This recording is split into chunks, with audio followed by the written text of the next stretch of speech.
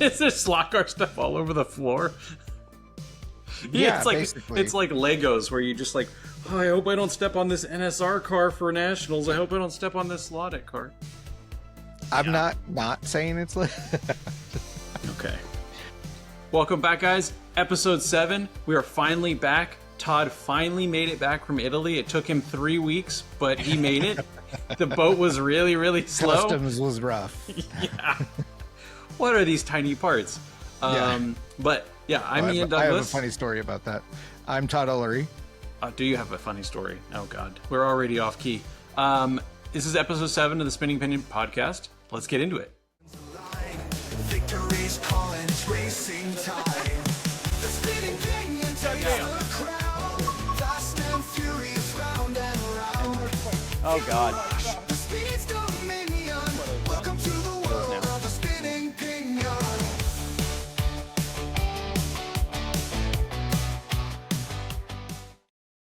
Welcome back, guys. So today we have a special episode. We're actually just going to be talking to Todd about the WRE race. And if you guys don't know, the WRE race was a race held in Italy by NSR. Todd was there with along with a couple hundred people, wasn't it? Why don't you tell us a little bit about WRE and like what was it? If you can give WRE is a race held by NSR. It's the World Endurance. I don't know exactly. World Racing Endurance. Yeah. I think it's a translation thing of why it's called WRE. But be. Anyway, it's held by NSR. It's 32 teams, 4 tracks, in a mirrored layout, and 24 hours. And whoever ends up with the most laps wins. So it's a very, I would say, more limited rule set to the kind of racing that we typically do, even some of our spec classes. And yeah, all on this year, first year on pulley car track, right? So still plastic track, but I think a big upgrade from the Ninko tracks of the past. So It was this the structure of the race is really cool. They have it in this huge arena. It feels very massive when you're in there because you've got, all these stands. Granted, they're not really filled with people, but it is a couple sleeping people. There is that wow factor when you walk in of just, kind of 4 tracks and all the setup, and it's just a really big stage.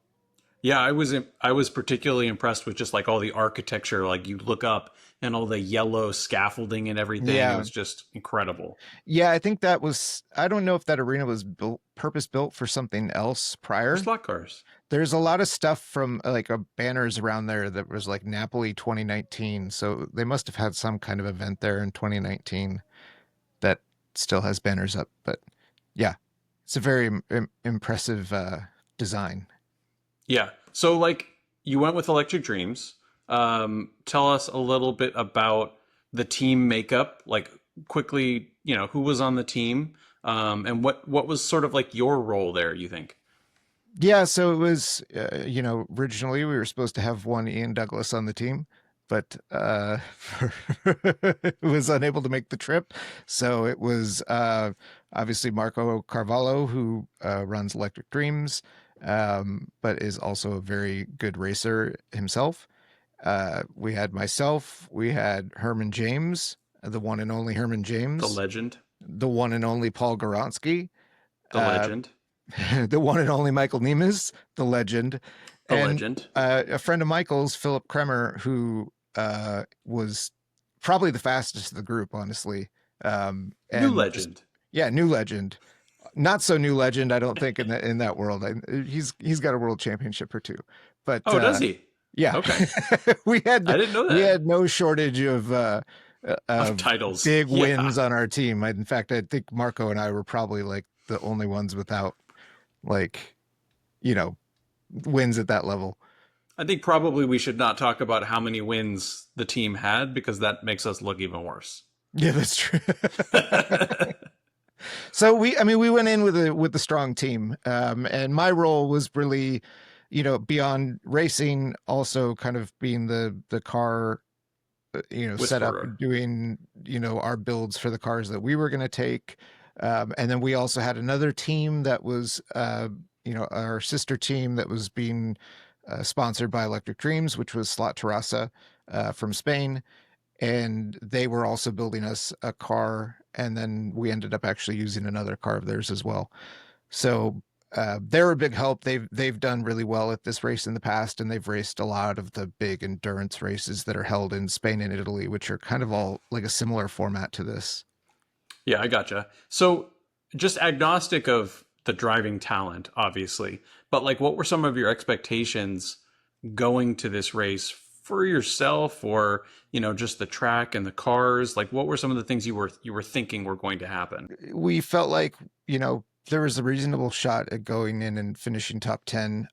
Obviously, the cars and the rule set were more limited than things we'd worked with in the past, and we're not as versed in setting up things for plastic track. But I think the hope was that Pulley car track, from our limited experience with it here, was going to set up much closer to wood than other types of plastic track. So, I thought that the cars we built were going to be competitive, and yeah, I guess I thought we were going to be pretty close to on the pace Hmm. once we drove the tracks a bit. Um, yeah, So so that leads me to the second kind of question, which is that given that it was plastic and given that you had experience on the polycar track at Electric Dreams, I know the track was small, right? So that yeah. did end up influencing you. But like, what were some of your hypotheses that you wanted to prove when you went over there in terms of like the setup? The big thing I think was like front wheel position, right? So front wheels on the track versus up off the track. I think historically, like plastic track setups have the set front wheels up off the track, and I've always felt like that was due to the bumpiness of the track, right? Like that was kind of why it had always been said to me that that's why the front wheels were up. And I think when we got there and talking with Tony some from Slot Terrassa, it became very obvious that the setup, while they had their wheels up, it was not that way because of the bumpiness of the track. Like there were other factors playing into that became the reasoning for that became pretty apparent once I really sat down and thought about it. Yeah, Um, I gotcha. But you're jumping ahead. yeah, Don't jump ahead. Um, so in terms of like the setup, obviously we have your hypotheses about front wheel position. So you went there, you just flew over to Italy, took a couple minutes, and you get there, you're on the track, you set the cars down, and talk about like what was the intention behind your process, or what was your intended process that you wanted to take, or I guess just talk about the process that you did take to figure out the cars. Like, yeah. yeah. So it was a little bit. We ended up not getting any track time elsewhere before the practice day there, right? So, when they went to Spain and did the race for Scale Auto, they had a day or two at a local club Hmm. that had, Scale Auto track, and they got to do some testing with the cars there where we were trying to do it kind of all at once. And while people were trying to get their track time in, right? So the way practice works there is it's not just kind of everybody openly rotating through the lanes. Like each team has one lane and you rotate through all 32 lanes, and that's your practice. So there's a set time on each lane, and your team's only on ever on one lane. So we have 6 people trying to get track time on one lane while also tuning the car. Oh, you're saying so like your team is only on one lane at a time. Yes. Got it. But you did do all 32 lanes throughout practice. Yes. Okay, understood. So that was kind of the premise of it. And then what we were hoping to do was get the car set up relatively dialed within the first few hours, and then really just kind of get all the cars set up to that or close to it, and then just everybody, just kind of drive and get used to the track and start working on that kind of stuff. I think what ended up happening, well, number one, I think we chased a few issues we had a few issues we didn't really realize we had with the car Mm. until it was, later in the process. Um, and also I think probably due to just like the nature of having 6 people on the team, the nature of how big the place is, because like where our pit was, very far from where the tracks were, or relatively far from where most of the tracks were. So things could be going on there while you're making tweaks like I'm sitting making tweaks to cars, and they'd be, driving cars, making changes, and maybe driving cars from some Slot Terrassa had provided some cars as well. So Yeah. the process kind of got a little bit muddied because everyone was really trying to just get track time, which is completely understandable. So I think pretty quickly we saw like, oh, the car that Slot Terrassa gave us is really, really good.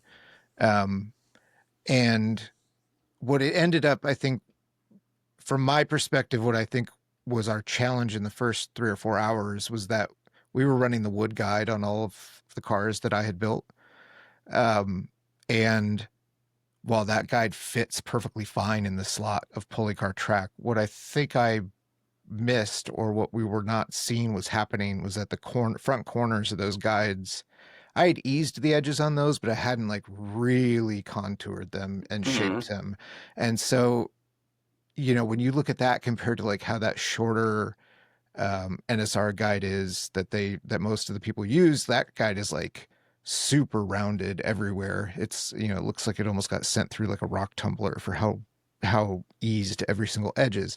So I think what was happening is we were hitting every seam in the turns with those corners and creating a lot of resistance on the front end, which is then making the car look like it's really Jump around. loose, causing a lot of oversteer, which on that track with the limited amount of grip to begin with, right, that's not going to be very good. So Yeah. I think we had chased that issue for a while. At some point, it really just becomes we need to pick a car. We need to get dialed with that car. And so we chose the Slot Terrassa car. We were trying to replicate that setup then on other cars. And then at one point, I think Slot Terrassa had given us a 91710 because even though last time, this was an issue last time, and they went back to the original rule for this race, which is that you can have a car and a backup car, but the backup car has to be a different model than Yeah. your main car. Even though last time, I think because it was unclear in the rules, they ended up letting people submit to the same car. And I don't know that it was perfectly clear in the rules to me that they were going to hold on to that aspect of it. So we kind of realized late in the game, like, oh, we need to have a viable backup that's a completely different model. And so we got that car from Terrassa. It was doing really fast times. I mean, I think some of the guys driving that were doing like 10 ones, which Hmm. if you look at the times in the race, like Super those were, competitive. Yeah. yeah, super competitive times. But, one of the other things that you're trying to gauge too, when you have all these test cars, is you're going to get a handout motor from tech when you tech that car that's completely brand new, right? And you're also putting Wild card. brand new tires on the car. So, there were a few times going through it where I had to kind of stop everyone and say, like, look, we're comparing cars here, but this car clearly has like very good tires that have been run in a bunch. Let's put new tires on everything. Let's check them. Let's see how it is there. Let's try to discern as we're driving the car what's, um, you know, a fast motor generating times versus handling of the car. And, we didn't really have the time to say like, oh, let's swap motors in these cars and then test them again and see, is that really what's driving it? Because ideally you would do that, right? Hmm. So we ended up choosing the 917, which was a really good car. And we took the Slot Terrassa 908 as our backup. And that's what we went into tech with, basically at that point. I gotcha. Um, when you say the guide was hitting the seam in the slot, like what were some of the things that people were doing to mitigate that? Was anybody running a wood guide but super shaved down? Like what were people Yeah, I doing? think I didn't get a good look at like every car. I know the car we ended up running, the 917 from the Terrassa guys, had a wood guide that was actually really shaped down. In fact, I didn't even actually notice that it was the wood guide until after the race. That's how, because you don't look at the It's car so much thin. during the Yeah. race. Like you don't move the car from the lanes, like they do it for you. The only time you're really like handling the car during the race is when you're pitting it, and that's all done under green flag. So you're so focused on like getting done whatever you get done. I looked at it after the race and I was like, oh, we ran the wood guide the entire time, but it was very, shaped down and thinned and all that. Um, so I think that was kind of one thing where a lot of people ran the regular, it's still a a screw end guide, but it was the smaller, shorter blade, thinner blade. It's kind of that old material, right? That's almost like a cutting board material Slippery. that Yeah. those, yeah. And the all the edges on it, including like the bottom and back corners, everything's rounded on that guide. Yeah. Which I think helps a lot. And you can actually audibly hear the difference because when you're running the wood guide, you can hear the click, click, click, click, click through all the turns. Mm, Whereas you can't hear that with the other one. Uh, interesting. so yeah, it was real interesting, and combined with, I think, the front end setup where, everyone was running essentially the chassis very, very close to the track so that when it got into a turn, it was leaning on the chassis instead of the wheels. And that's the thing when I talk about the front end setup being a little different than I thought. That's where that kind of became, obvious when I started to, it was pretty quick when I had looked at the Terrassa car and I went, oh, I see what's going on here. They're running it like a Eurosport Yeah. where the front wheels are more or less decorative. They're using the chassis to act as the front wheels. The Um, outrigger. Yeah. Yeah, and it's like it's so slammed that the outrigger, it's not even like how we would run the outrigger before. I mean, we were trying to run it low, but you know, we would come in with like front wheels spinning when we ran that. So the outrigger was still the wheels, not the chassis. They're Yeah. slamming it to a degree and putting the wheels up to a degree that what's touching is the chassis, not the wheel in the Do you turns. think do you think that if you were allowed to use spacers on the front end and get the front wheels and tires out to the same width of the body, do you think that your hypothesis would have been more plausible? Yeah, so there's two things there. Number one, I think, is there's three things there. Number one is the track width, right? So the cars were limited front and back to 61 millimeters, no matter the model. So, the 917 is a 65 millimeter width in the Yeah. front. So running the chassis on the track, you're already getting 4 more millimeters of track width right away. The second is that we can't run independent fronts. And so when you run with the chassis on, you only have one side touching in any given turn. So you're effectively getting independent fronts out of that. The third is the grip level. So the chassis obviously being very hard plastic, it's very slick. The NSR front tires, for being zero grips, have more bite than other front tires. And so Hmm. that also plays into it, where especially on plastic track where it's got a much rougher, like abrasive surface, they really bite into the track Hmm. Hmm. more than obviously the chassis does. So those three things kind of combined, I think if you could run a wider track width with spacers, if you could run independent fronts, and if you could run any front tire, um, I think it would definitely be closer and potentially faster to run wheels down. Um, but you know, that's something that we'll obviously next time around test more. Yeah. Because I didn't really get to give it a fair shake, even with, the proper guide, um, and all of that. And, you know how it is. If you have a lot of time and you can really get a car dialed and figure out those little things and isolate what's driving poor behavior in a car, um, that's how you get to a really dialed car. Um, and I think with the setup for practice that we had, it was going to be very difficult. Um, to get to that place, just because we had so many different perspectives there. I think it was really, we were just going to get to whatever was the fast car and let's run with that, because everyone needs to get track time. Yeah, kind of speaking about the cars that were fast, tangentially. Obviously, NSR just launched their Lola this year, and Andrea, was talking about how he was really hoping that it would win the race and become kind of like the car to rival the 908. Like, what was the car that won? How did the Lolas do? Obviously, I know you guys set up a Lola. Like, how was it? How did it compare?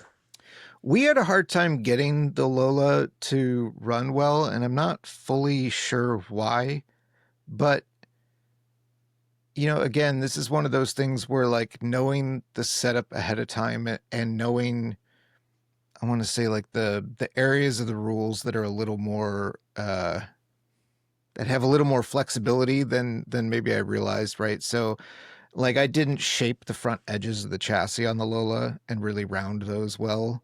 And if your chassis is running on the track, Sure. you 100% have to have those edges rounded. Like, it needs to glide over the track. And so, that could have played into it. We could just never really get that car to be good. It was never fully bad, but there was just always something weird about it.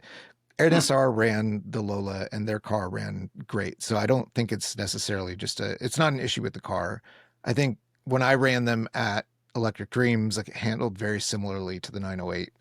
I think we just didn't have as much, I didn't have as much ability to test the cars going high speed into big turns. Like, Yeah.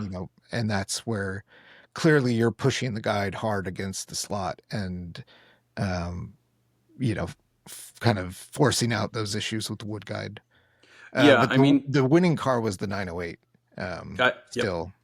So I thought that thinking about the Lola, it is a smaller, narrower car. So I would think that within the rule set, it would actually have an advantage because you don't have all this overhang that's sort of outside the legal track width. But yeah, I think that having a track available to you that was longer, that was higher speed, do you think that played a significant role in sort of like the development process? Do you wish that you had maybe a larger track setup? Well, for sure, yeah. I think that would have, I just filmed yesterday with Marco doing our kind of debrief on it, and that was one of the things that I said was basically, I think that's almost a requirement, whether it's here, whether it's in Italy, having a host club there or having a big track set up here to be able to really because we could have figured out things like, oh, the guide is really driving the issue.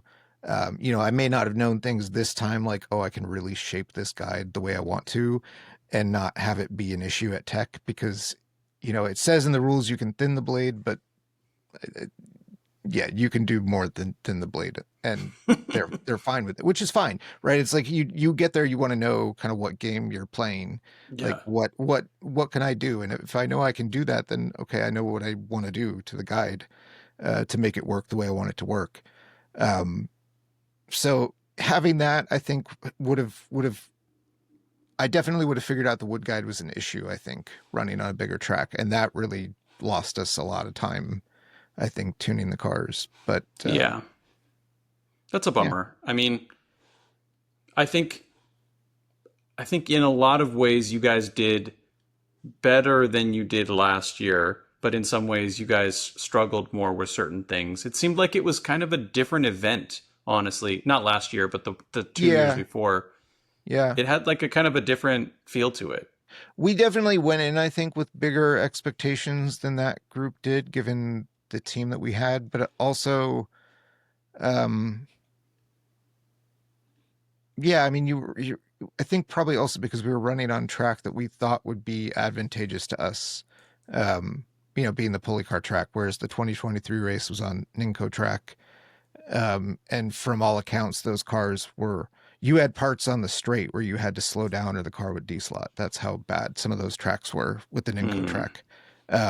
Which is like, that's not fun.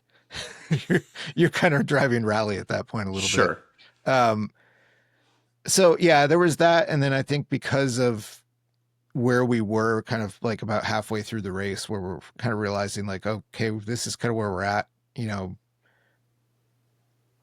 placing one or two places up or down from where we are is not really going to make or break our trip. So let's try some things and see if we can figure out, you know, why our car is running slow. Like we stopped and changed the motor. We stopped and um, we changed tires at one point, which, you know, we'll get back to that because that's actually another thing.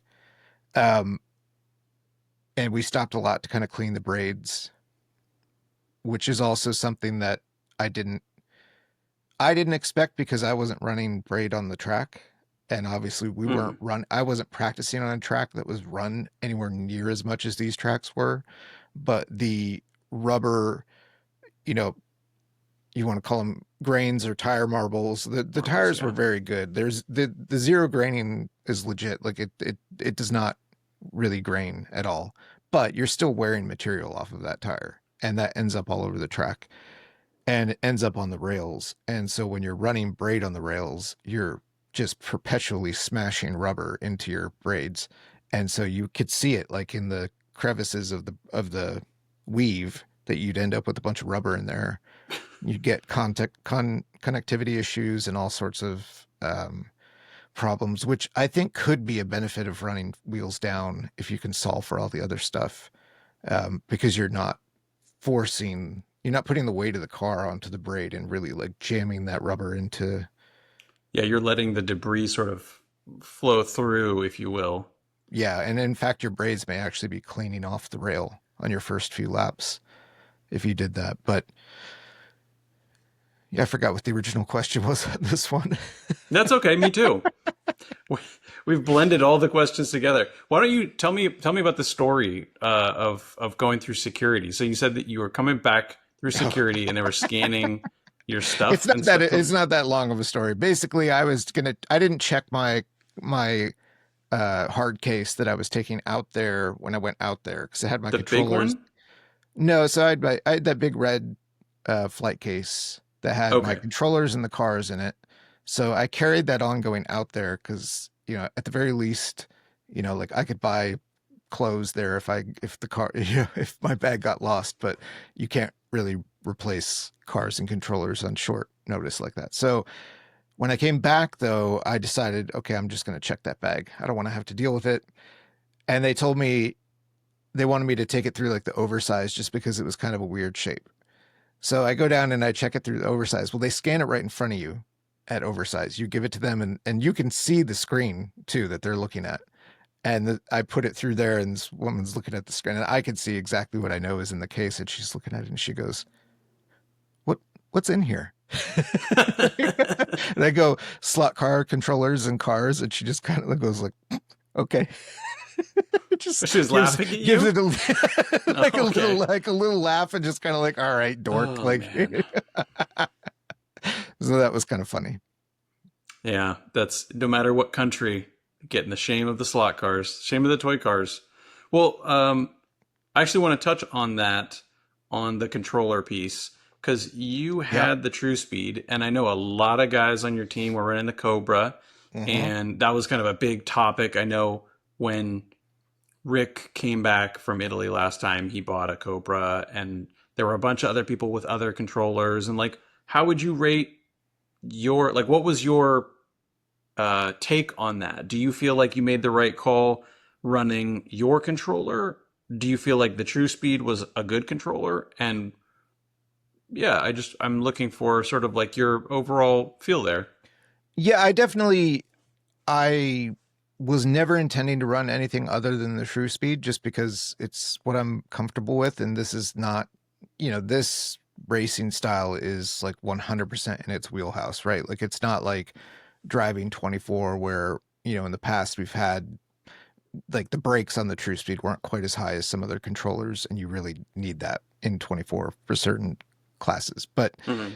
everything was in the range of the True Speed for this and you know really does excel at 32. So I was never even considering driving anything else. In fact, I didn't drive anything else while I was there. I kind of wish I had tried the Cobra just to have an opinion But with the track time we had, it was kind of just, let's focus on getting good for the race. And then in the race, obviously I wasn't going to try anything new. So there were definite advantages of the True Speed from my perspective that I don't know that other controllers would have had. So being able to set, obviously, like the brake release, and ease kind of the application and release of the braking was definitely helpful, because one of the things with these cars on that track and the tires we had was that if you break that car loose, you're not getting traction. And that traction with all that short gearing and the kind of slower motors for the gearing, you had to have that launch or your straightaway was like screwed, basically. Like every turn you had to be hooked up coming out of the turn. If you were getting loose, it was already like you lost 3 or 4 feet. Yeah. So that was definitely really helpful. Obviously, like being able to run choke in that sense was really helpful. I think the way that True Speed does the traction control, what they call acceleration, was super helpful. The one thing that was really beneficial, given that we had a very slow motor, like we overall just kind of had a dog of a motor. It was not very good. It felt really just underpowered the whole way. And, compared to our practice cars, and so that punch control that I almost never use anywhere else was really helpful for that, because you can turn that up and you're just kind of getting more into the power band of the motor easier. It shifts all the power bands down. So everywhere up to full speed, it's just kind of taking whatever your controller feel is and giving it a little bump up, so to speak. It really does feel like punch. It makes up. And that's how Steve explains it, right? Is that it's supposed to make up for a slower motor, or like an old motor. And I think it did that exactly how he intended it. So I definitely used that. I used some positive curve. For the first time ever. Not for the first time ever, but definitely more than I would normally. I'm winning. Because I'm bringing you around to my side. You don't want that, like, I don't like that really sharp, like high sensitivity feel at the bottom of the power curve. I like it to be kind of dead so I can roll the car and work into the throttle, not get it loose. But there were times then in the middle of some of these bigger turns where I knew I needed to get into power more, and I was having to pull the trigger more than I wanted to do that. And it's great that control is right on the top, so I could sit there and just kind of adjust it while I was driving. And that was another one that was for sure beneficial. All of these controls, it's easy for me because I'm so comfortable with that controller to know, okay, this is how the car feels. This is what I want to adjust, kind of a thing. And which was, what I said going into it of why I wanted to run my controller and not something else. I don't know that you could do any of that stuff with a controller like the Cobra. And that's not to say the Cobra is a good controller. Clearly, people are doing well with it, and they're very well made. And, the whole philosophy on it, where he kind of talks to the racer before he makes it for you and gets kind of your input on your driving style and all that. Like, I think it's a really cool philosophy. I just wasn't going to be able to, change to that before a race, and I wouldn't have been comfortable doing that. So, yeah, I mean, that brings up a good point about just like the familiarity with equipment when you're going to a race like that, in terms of, there might be equipment that is, that people are using, but your familiarity with it and being able to be comfortable over a 24-hour period is very critical. Yeah. Yeah. I mean, it's what you want is a controller that you're not thinking about. Yeah. It's kind of like how I always explained it, like when I used to drive a stick shift, right? Like you get so, in a real car, you get so like melded with the car. Like your thoughts are what's going into when the car shifts, all that. Like you're not, there's no like disconnect there versus when you go to an automatic and it's shifting when it wants to. It's kind of that thing where when you have a controller like that you're so used to, you're not thinking about like, oh, what the heck is this? I don't know. How do I get rid of whatever that feel is? I don't like that. You're really just, I want to turn this knob. I know I want to bring the curve down, or I know I need a little more punch because this motor's kind of dead. Um, or I know I need less brake hold because the car is, not rolling deep enough into the turns after I apply the brakes, or, any number of things, where it's just right there, right? It's just Yep. immediate, like without having to think about it. I already know based on what the car is doing, what I want to adjust. And that part of it played out how I wanted it to, basically. I gotcha. So, the $1 million question. This was technically your first major race on plastic. Yeah. So, we've talked about plastic. We've talked a bit about plastic in previous episodes. We've talked about some of the benefits there. Do you feel like some of the things that we said about there being benefits of like being able to just build tracks, nobody has like any experience on it, everybody shows up at the same time and practices, like do you think that we were sort of on the nose there, or do you want to revise any of your thoughts about it? That part of it is definitely, I think, beneficial.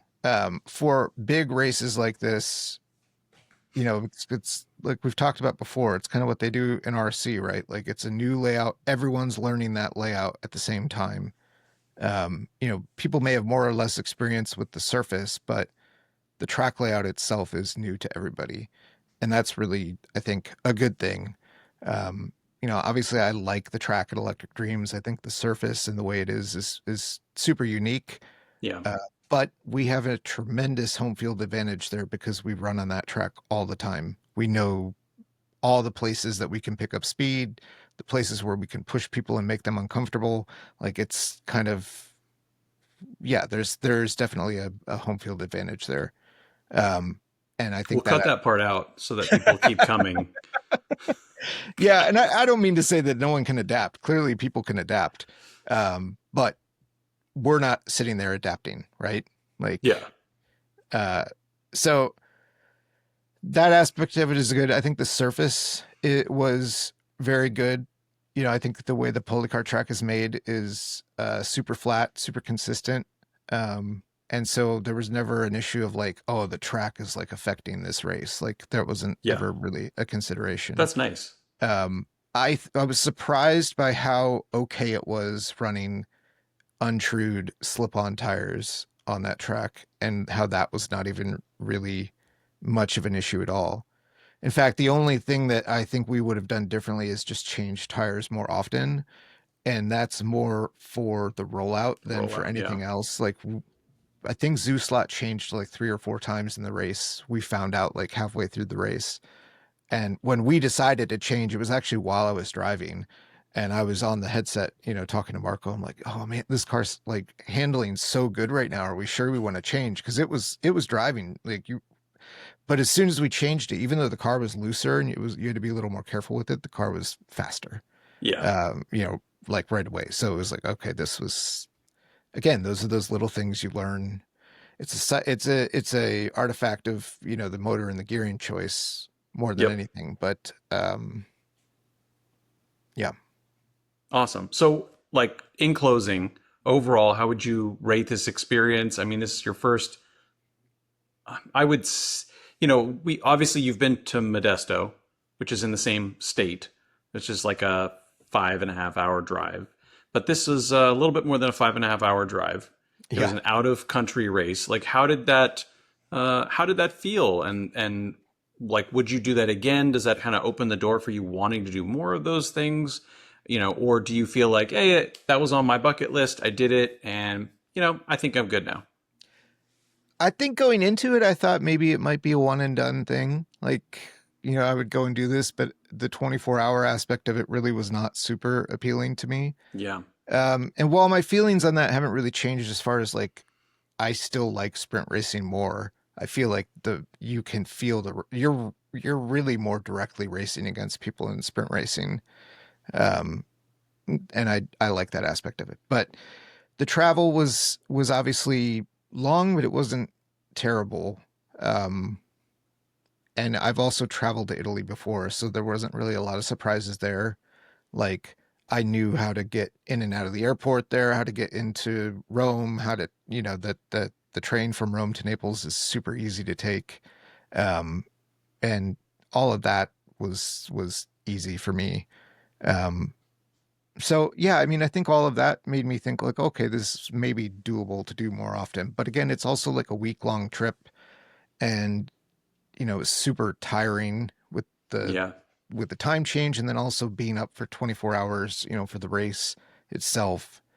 But yeah, I think it's something that I could see doing again, but we would have to approach it a little bit differently, right? I gotcha. And I think for this specific race, there are things, there's feedback that I kind of gave to Andrea when he asked me about it. That I think with the motor and the gearing the way it is, I think this race, the way it's structured, kind of ends up just being a motor lottery a bit, because it's so impactful to have a faster motor when you have undergeared cars like that. So I think either they need to change the gearing or they need to change the motor, because Yeah. either one of those things is going to bring that race closer together and make it more of a true, race of drivers versus just who got a super fast motor. Yeah, for sure.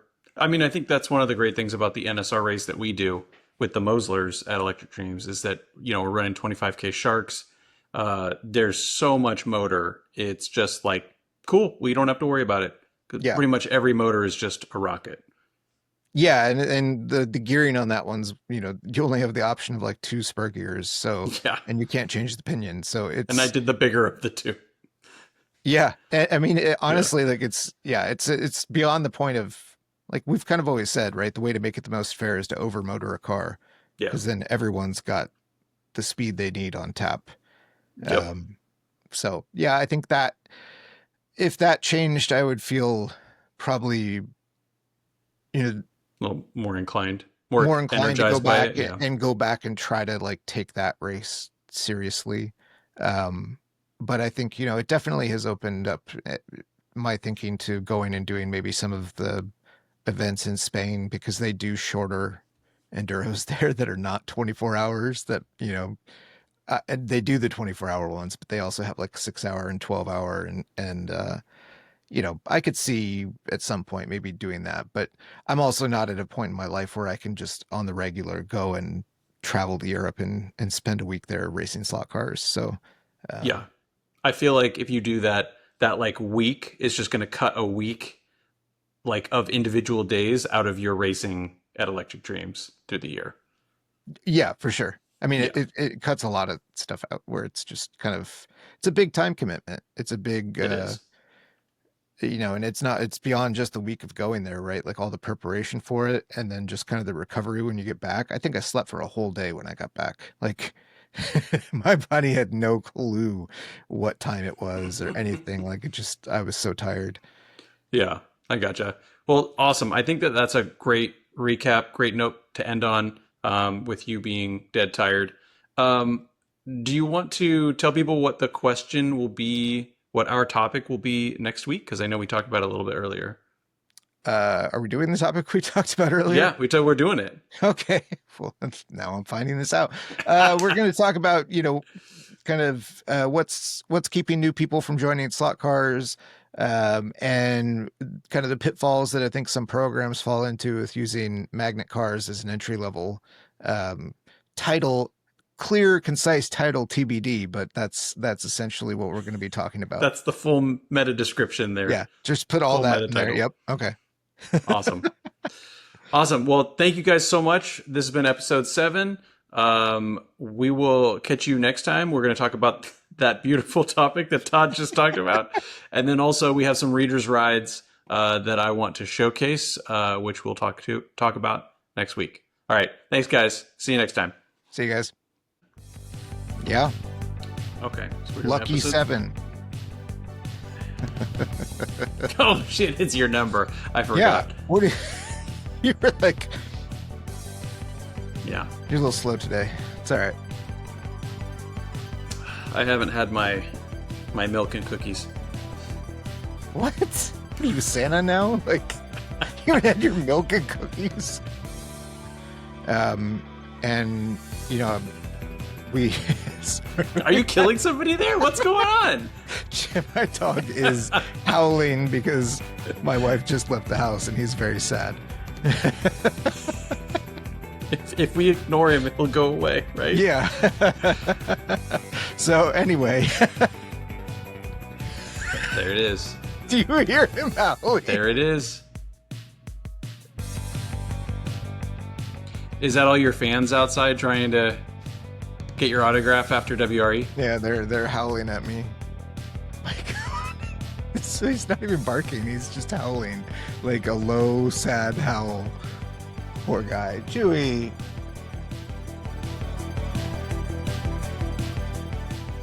The last one was so pathetic. It's so bad.